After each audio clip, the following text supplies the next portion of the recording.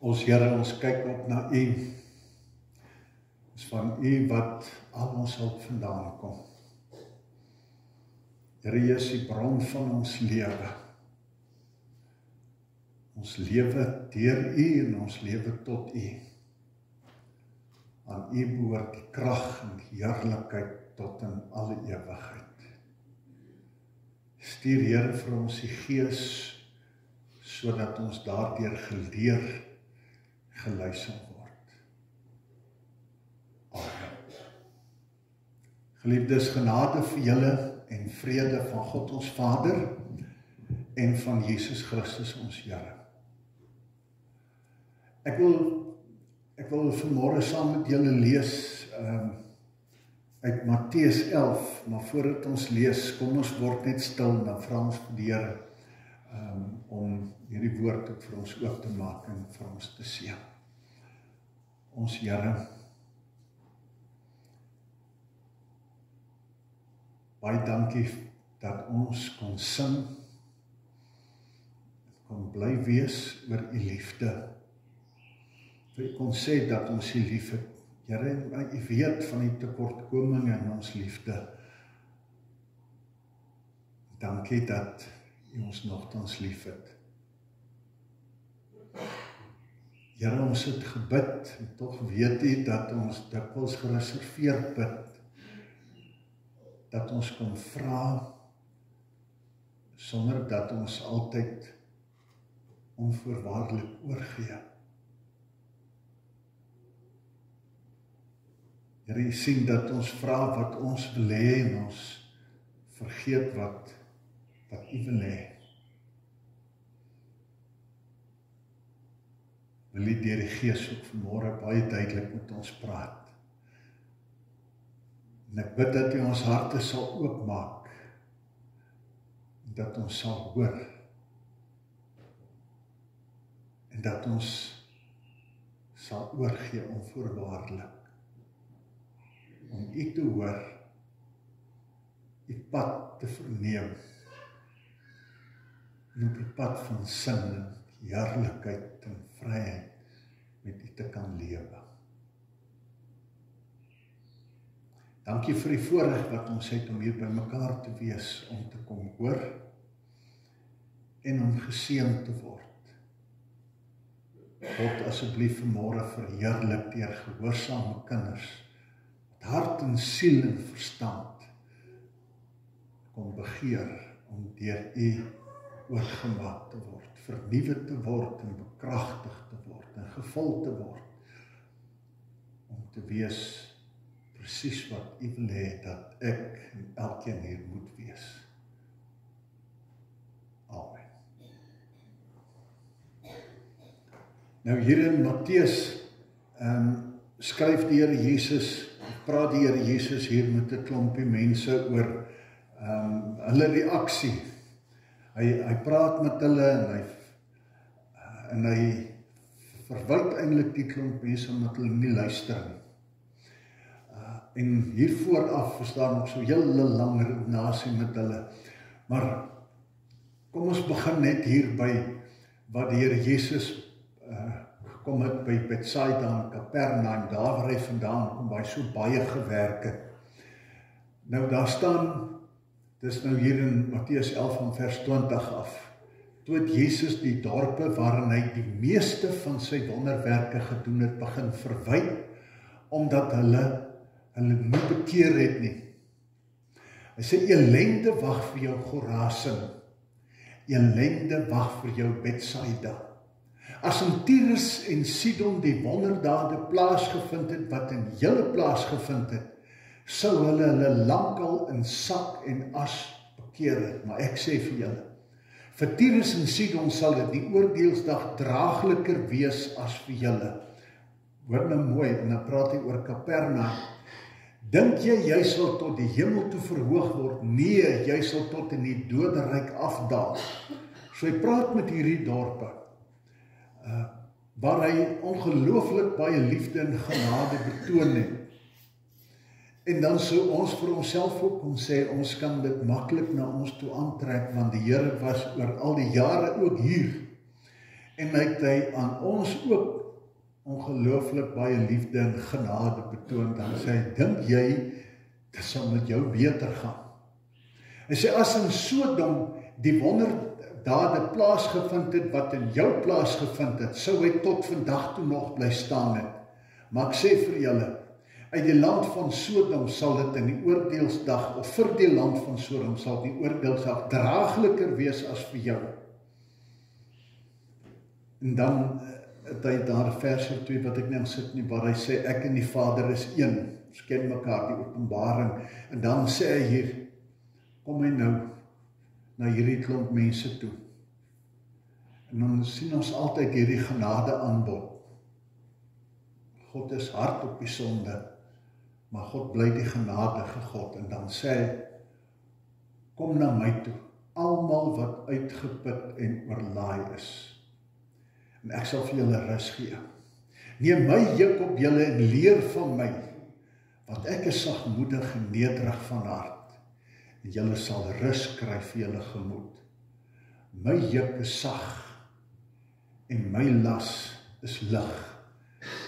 As ons nou kyk na die volgende ene, hierdie boodskap moet ons hoor. Kom na my toe, almal wat moeg en oorlaai is, my juk is sag, en my las is lig. My juk is sag, en my las is lig. As ons oor onsself dink en die wêreld rondom ons bekyk, dan is dit so duidelike prentjie wat ons het, dat mense wat hangskouers leef en sommer neus op die grond. Dan hoor ons hierdie woorde, moeg en oorlaai. Moeg en oorlaai. En is na hulle toe wat die Here kom. En hy sê, kom na my toe, my juk is sag, my las is lig. Dit klink so al vreemd, julle is moeg en oorlaai, dan sê, kom dat ek juk op julle sit. Moeg en oorlaai, geestelik, emosioneel, godsdienstig, is mense op 'n plek waar hulle moedeloos is. Nou as 'n mens nou hierdie prentjie hoor van die juk, ek lees, of ek luister na iemand, 'n predikant, ek kan nog vergeet aan watter kerk is hy, een van die gereformeerde predikante wat op 'n stadium hierdie ding van die juk so verduidelik het, en dit was my nogal grypend. Hy sê, as ons nou kyk, onthou, die Here praat hier met die Jode. Hulle was die verbondsvolk, die uitverkore volk. En God het tussen hulle die skrifgeleerdes en die fariseërs, hulle is as ware die predikante of die leermeesters van die gemeentes. En hulle moes vir die volk van God kom leer wat God vir hulle vra. En wat hulle in daai tyd die meeste gehad het, ons moet onthou, die Bybel was nog nie volledig, die meeste of die grootste deel wat hulle gehad het, was die 5 boeke van Moses, die eerste 5 boeke. En wat hy dus wat hulle vir hulle kom leer het, is uit die wetboek van Moses.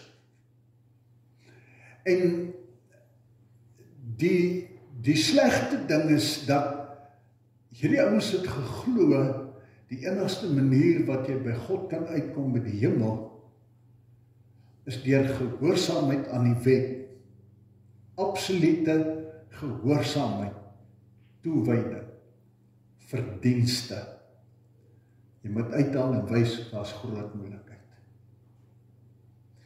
En die Here Jesus het hierdie ouens ook verwyd, want hy het vir hulle gesê, julle laai 'n ondraaglike las op die mense. Dis waaroor hierdie ding gaan. My juk, die las wat julle op die mense laai. Nou as die skrifgeleerdes en die fariseërs, nou die ouens wat dan die leermeesters was, dan sou dit byvoorbeeld gebeur, min of meer so, dat wanneer hierdie jong joetjie dan nou by die leermeester kom, by die rabbi, want dis wat hulle noem, rabbi wat beteken leermeester. En hy kom nou by hom as ware te kom katkeseer om opgeleid te word, toegerus te word in die verordeninge, die reëls, die wet van die Here. Dan kom hy as ware na die rabbi toe en dan sê hy vir hom iets in die lyn, as hy aanmeld, beteken dat hy as ware sê, ek kom om jou juk te kom opneem. Dit wat jy vir my wil kom leer. Ek onderwerp my aan jou wat nou die senior behoort te wees, die volwasse in die geloof, wat vir my God moet kom leer, moet kom wys. So dit wat die rabbies kom leer het, is dan as ware die juk wat op hulle kom sit, die leerstellinge, die openbaring, die verklaring soos wat hulle dit verstaan het, en sê hiervolgens moet julle leef, dis die reëlings vir jou lewe. En nou lê hulle swaar las op die mense.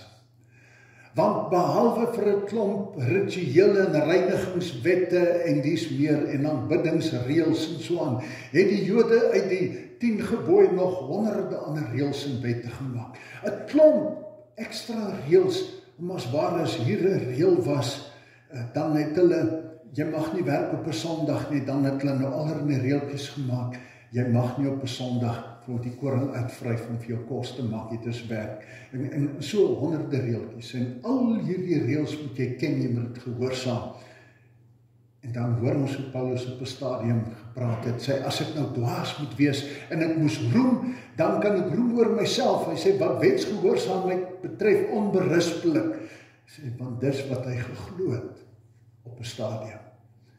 En so kom hierdie predikante of leermeesters, die rabbies, en hulle eis van hierdie mense ongelooflik baie. Dit maak die mense moeg. Dit maak hulle moedeloos. Want ons as mense ken onsself mos, en ons weet mos, en Paulus skryf daar vir Romeine 7, hy sê, diep in my wese vind ek vreugde in die wet van die Here. Ek besef, dis goeie reëls, dis goeie wette. Dis die goed wat die lewe mooi moet maak. Hy sê, maar my doen en late vind ek hierdie ander wet. Die mens wat geterug teen in opstand kom en verkeerd doen. En ek besef, dis 'n lewe wat tot veroordeling lei. En hy sê, wie sal my hiervan verlos? As hy God die dank het doen het deur Jesus Christus. Hierdie Jesus wat gekom het om die verlosser te wees, om te sê, hierdie swaar juk wat hulle op julle wil kom laai, wil ek kom afhaal. Hierdie juk van veroordeling. Hierdie swaar ding wat julle moet dra, dat julle gedurig met skuldgevoel lewe. Ek besef, ek maak dit nie. Ek weet ek gaan dit nie maak nie. Want ek ken myself mos en ek weet hoe dikwels dinge in my lewe verkeerd loop. Sê, hierdie moeilike dinge. Dan sê hy, kom na my toe. Ek wil vir julle my juk kom leer. Dit is sag en dit is lig. In ander woorde, die lering wat ek na julle toe bring, is 'n lering wat anderster is. Want dit wat ek vir julle wil kom leer, is nie iets wat julle nog meer moedeloos moet maak nie. Wat jou neus nog meer in die grond laat loop, jou skouers nog meer laat hang, en jou nog meer moedeloos gaan laat val nie. Ek wil juis vir jou openbaring kom bring, wat jou laat opstaan, en hoop kry, en nuwe lewe. En nou sien ons hoe ongelukkig hierdie klomp rabbies was. Hulle was hoogs ontstel toe hulle Here Jesus vervolg en hom gejag, omdat hy hier met 'n nuwe lering gekom het, en hulle het gevoel, maar hy maak alles daarom nou belaglik lig en onbeduidend. Maar ons besef is nie die waarheid. Die Here Jesus het nie nou skielik om ophef en kom sê, hy is lig op sonde nie. Want kyk hoe praat hy hier met Kapernaum en Betsaida en al die mense, en hy sê vir hulle, die oordeel gaan verskriklik wees, as julle nie luister nie. So die Here Jesus kom en hy sê, ek wil vir julle iets nuuts kom leer. Julle moet tot bekering kom. Nou, as ons het verlede Sondag gekom by hierdie gedeelte waar ons kom het oor volgelinge en dit sluit hierby aan. Johannes die Doper, wat 'n leermeester was, hy het gekom om vir die mense te leer en te herinner dat die God van liefde is die een wat met genade kom en iets anders ter kom bring. Hy sê, hy kom die mense verlos, die redder, hy kom hierdie las van julle afval, julle vry maak van hierdie mag van sonde. En dan, as hy Jesus sien met sy volgelinge by hom, dan sê hy, daar is hy, dis hy wat die las gaan afhaal. Dis hy wat julle gaan, vir julle die boodskap gaan bring van bevryding. En dan sien ons twee van die volgelinge, dit was Andreas en Filippus. En dan kom hulle na hom toe, julle sal onthou verlede Sondag, toe vra hy vir hulle, wat soek julle? Toe sê hulle vir hom, Rabbi, beteken leermeester, waar is u tuis? Hoor ons hierdie ding, hulle kom meld aan. Rabbi, leermeester, ons hoor van 'n ander leer. As ons na Johannes luister, ons weet nie presies wat Johannes alles geleer het nie. Maar hulle hoor hier van 'n verlosser. En dit wat hulle hiermee lewe is hier ondraaglikheid. En dan kom hulle by hom en noem hom leermeester. Ons wil by u kom leer. Ons wil as waar u kom sit en hoor wat is die juk wat u het. Want ons begeer na iets anders. Dan vra hulle, waar is u tuis? Dan sê hy, kom kyk, en dan sien ons daar, en hulle die res van die dag daar by hom gebly. So hulle het gaan sit aan die voete van die leermeester wat sê, ek het 'n ander juk. En as hulle klaar gehoor het, was dit waarskynlik vir hulle bevrydingsding wat hier gebeur het, want dan gaan hulle uit en Filippus, Andreas gaan soek sy broer Petrus, en hy sê, kom kyk, ons het die Messias gekry, die verlosser. Is 'n opgewondenheid vir die een wat sou kom, wat hierdie swaar las sou wegvat. En Filippus gaan soek sy vriend Nathanael, en hy sê vir hom, kom kyk, as Nathanael sê, kan uit Nazareth iemand spesiaals kom en sê, kom kyk. So hulle is opgewonde, want hulle hoor 'n ander boodskap. En so kom die Here Jesus en hy nooi, sê kom. Hy het vir Filippus geroep, hy het Andreas geroep, en hy het gekom, en hulle het 'n boodskap gekry, en hulle het dit uitgedra, verder aan en nog gaan haal. En so roep die Here Jesus na mense wat moeg is, soos Filippus, en Andreas, en Petrus, en Nathanael, en talle ander, wat hy geroep en sê, kom, as jy moeg is, en oorlaai is, en ek sal vir julle rus gee, vir julle gemoed. Sê, kom leer by my juk is sag, en my las is lig. Wat is dit wat aanloklik was, wat anderster was? Ons weet, die Here Jesus het nie gesê, dat hy lig is op sonde nie. Ons sien sy veroordeling daarmee, maar hy kom en hy sê, julle leef met hierdie ongelooflike skuldgevoel, en julle besef julle kan niks daaraan doen nie. Maar ek sê vir julle, ek het gekom om julle plek, die bevryding te bring. Hy kom leer vir hulle, ek gaan julle las dra. In julle plek, en Paulus skryf uiteindelik nadat die Here Jesus gesterf het, hy sê, God het hom in ons plek as 'n sondaar behandel, sodat ons deur ons eenheid met Jesus Christus vrygespreek kan word. So hy kom en sê, hierdie las, jy moet dit verdien. Julle hoef nie. Moenie met skuldgevoel leef, en hierdie moedeloosheid dat jy nie kan nie, is reg, jy kan nie.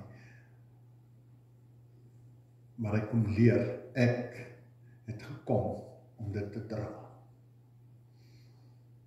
Hy kom en hy sê, ek bring vir julle vryheid, 'n nuwe lewe, julle kan voorbegin.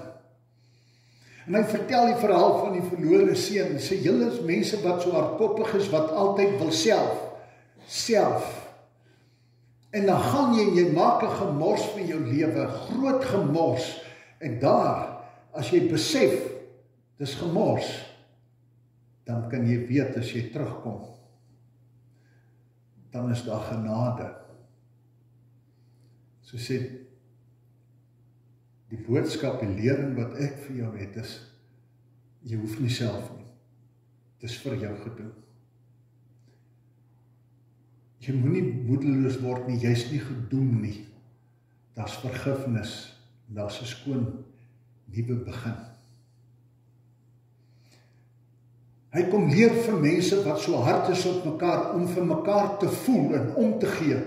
Die barmhartige Samaritaan, as iemand in nood en pyn is, hy sê, ek gee vir julle om, en so moet julle vir mekaar omgee, julle moet mekaar se hande vat, dat julle in hierdie lewe nie leef elkeen individueel, en as jy in die moeilikheid is, dan voel jy, dis net gewoon te veel nie.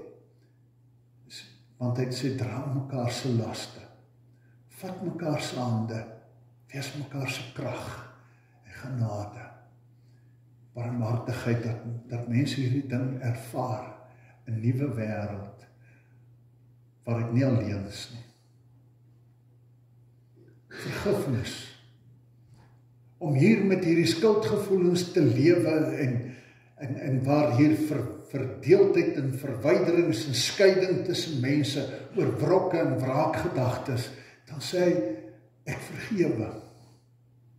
Die skeidsmuur van sonde is afgebreek. Ek bring so verwydering daarvan vir jou en jou sonde, so ver as die ooste van die weste verwyder is. Ek hou in gedagte, jy stof. Ek verwag nie van jou die perfekte gehoorsaamheid nie. Ek hou in gedagte dat jy stof is. Verganklik, soos die gras in die veldblom. As die warm woestynwinde oorwaai is, sy verskroei en sy plek vir altyd leeg. Ek is die God van genade wat in gedagte hou. Dis die boodskap wat ek vir julle wil leer. Nie die boodskap van doom en gloom nie, en van veroordeling, maar 'n boodskap van 'n nuwe begin, van voorbegin, van vreedsame naasbestaan, van omgee, van een groot familie wees, van mekaar se hande vat en mekaar optel. Ek beloof vir julle 'n pad waar julle kan sin en vervulling vir julle lewe beleef, sonder 'n klomp skuldgevoel. En Johannes skryf daarvan, sê ons kan weet dat ons hemel toe gaan. Skryf dat julle kan weet dat julle die ewige lewe het, julle wat in die Seun van God glo. Wie die Seun het, het die lewe. In die hoofstuk voor dit, waar hy sê, ons het niks te vrees vir die oordeelsdag nie. Want wie nog vrees verwag straf, en dan die volmaakte liefde nog nie in julle gekom nie. As die Here Jesus die straf gedra het, is daar niks te vrees vir 'n oordeelsdag nie. Sê ek om vir julle iets anders te leer, nie wat julle moeg en moedeloos maak nie, maar wat julle koppe kan laat optel. Daar's 'n mooi nuwe begin. Wat dan roep en sê, kom. Maar nie almal reageer nie. Ons weet mos soos ons as mense, ons wil nie maklik verbind of commit nie. Ons wil nie maklik onsself onderwerp aan iemand anders nie. Almal wil baas wees, sy hand op sy eie misloop. Elke een wil sy eie lewe beheer en bepaal. Dis wat hierdie jongste seun se grootste probleem, self. Ek vertrou niemand anders nie. Ek wil self. Want om te onderwerp voel soos verloor. As ek onderwerp, dan voel dit soos verloor. En ons wil ons wenners wees. Dit is 'n deel van ons Afrikaners, ons sal self, ons het niemand nodig nie. Maar die Here Jesus sê, julle kan dit nie self maak nie. Die geskiedenis is vol daarvan, kyk daarna. Die geskiedenis is vol, en as ons in ons eie lewe kyk, dan besef ek, my geskiedenis is net so vol daarvan. Ek maak dit nie.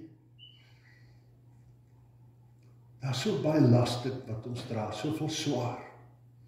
Die godsdienstige las, wat ons dikwels op onsself lê. Omdat ons nie kan aanvaar, dat ons hom nodig het en vir hom moet erken nie. Dat ek nederig moet erken, ek het gevou, en ek kan nie. Ek het nodig om te erken, ek sal dit nooit maak nie, en ek moet sy aanbod aanvaar. En ons sukkel om te commit, omdat ons so dikwels teleurgesteld is.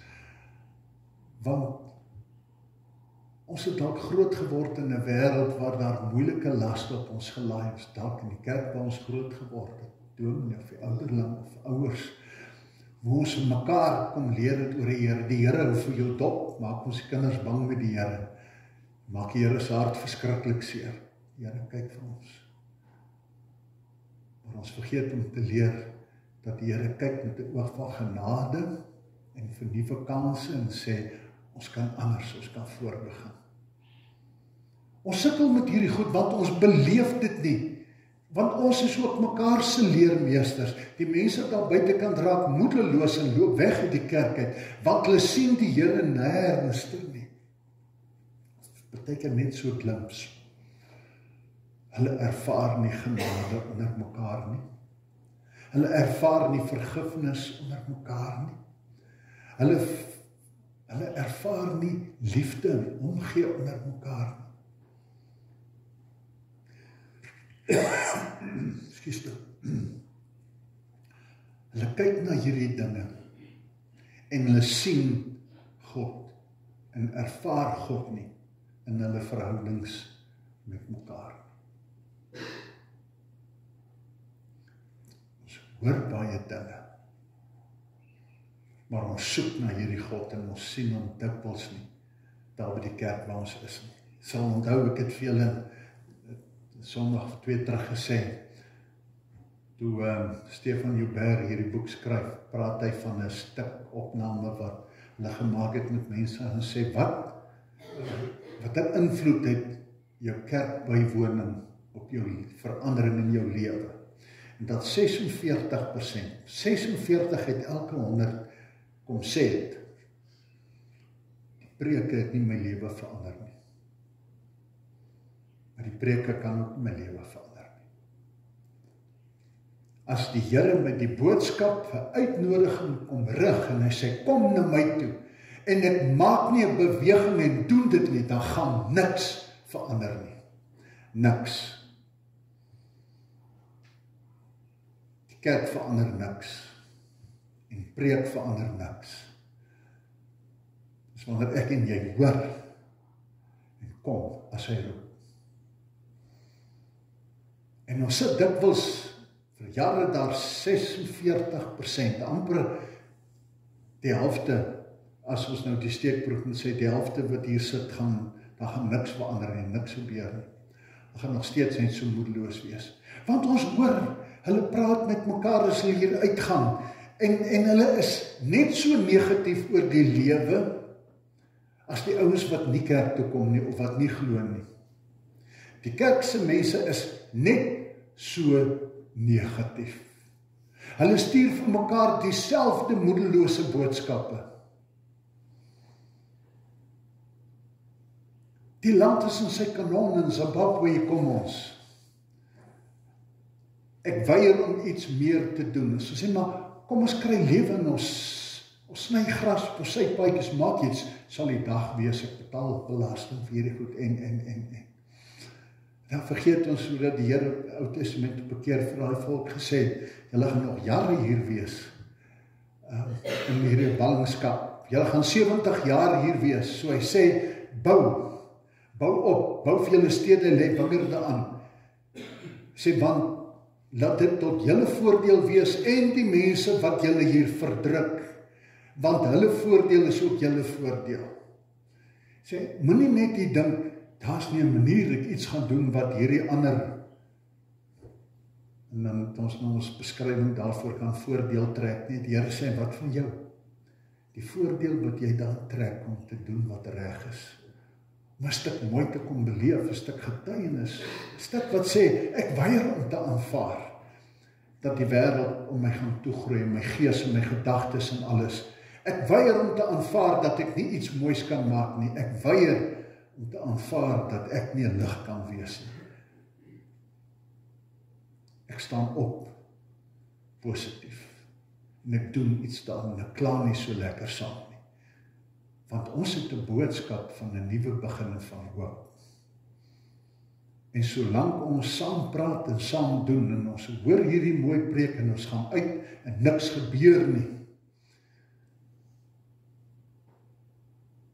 dan hoor ons hierdie oordeel, wat die Here sê, ek het al hierdie goed gedoen, hoeveel jare is ek al deur van hierdie gemeente, vertel het ek julle genooi, het ek vir julle vertel van 'n nuwe lewe en 'n nuwe boodskap, ek het vir julle die resep gegee, en jy sit waar jy sit, en jy's moedeloos, en jy neersleep op die grond, en dan wonder jy of ek daar is, terwyl jy eintlik in jou binneste moet kyk en weet,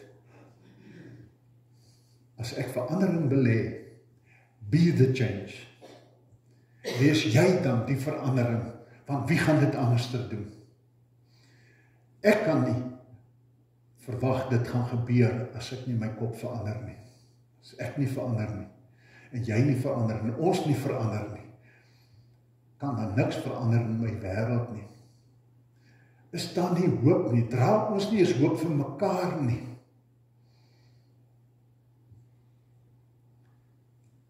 Die Here sê, ek het al hierdie goed gedoen, sê hy vir daai mense, en julle het julle nie bekeer nie. En julle dink, dat julle genade gaan ontvang. Dan sê dit sal vir julle ondraaglik wees in die oordeel. Ek het gegee, ek het geroep, sê, as jy moeg en oorlaai is, hier is 'n ander juk, 'n juk van hoop, 'n juk van 'n nuwe toekoms, 'n juk van vryheid, van skuldgevoel, 'n juk van sekerheid, dat jy hemel toe gaan, 'n juk van my ewige trou en versorging, 'n juk van mekaar se hande vat, en weet ek staan nie alleen nie, en ek weet, ek word gedra. Sy kom na my toe as jy moeg en oorlaai is, en jy sal rus kry vir jou gemoed. Al daai goed wat so swaar druk, wil ek wegvat. As jy kom, en al jou laste voor my kom neerlê, sodat ek dit kan wegvat, want die prys is klaar betaal. Dis vir my en vir jou, of ons met daai selfde las, wie wil uitstap, net so moeg en moedeloos, of dinge nou kan verander. Mag die Here ons genadig wees om ons deur sy gees te trek tot by hom as hy vanmôre sê kom. Dit kan nou anders wees. Vandag is die regte tyd. Nou, moenie uitstel nie. Amen. Ek wil graag hê dat ons hier 'n lied sing, wat ons sing oor hierdie blydskap, oor die boodskap van die Here. Dit is 'n lied wat ons nie baie goed ken nie, maar ons gaan hom sing, en ons gaan nog weer en weer in toekoms sing. Dit is my so kragtige, vrolike lied. In U is vreugde, vrede, vreugde, Jesus, want U is Here. Ons weet in lyding gee U bevryding. U bly steeds ons lofsang. U breek die bande van skuld en skande. U wat vergewe, laat ons lewe, in U is vreugde. Ons vrees geen dood meer nie. U is ons hoop, Here. Ons bly behoue, en in vertroue sing ons vreugde. En ons kan, want hy het dit moontlik gemaak. So kom ons sing hierdie 2 verse.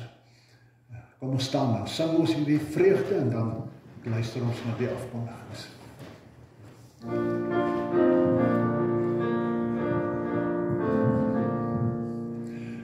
En U is vrede, vrede en vrede, Jesus Christus, U is hier. Ons weet en leiding, gee bevrijding, U leidt steeds ons loofstaan Heer. U neemt die banden van schuld en schande, U wat vergeven, U laat ons leven, en U is vreugde, halleluja. Ons vrees geen dood meer, is ons hoop weer, ons bly behoue, en U vertrouwe, sing ons U vrede, halleluja. Heer, U bring vrede, vrede en vrede, ons is nou geen sondags meer. Ons is oorwinnaars, meer as oorwinnaars, deur die liefde van ons Heer. Niks laat ons bewe, geen dood of lewe, engele kragte, vreemde magte, ons is oorwinnaars, halleluja. Niks laat ons lei nie, niks kan ons skei nie, skei van die Here, ons sing die Here, U is ons vrede, halleluja. Baie dankie.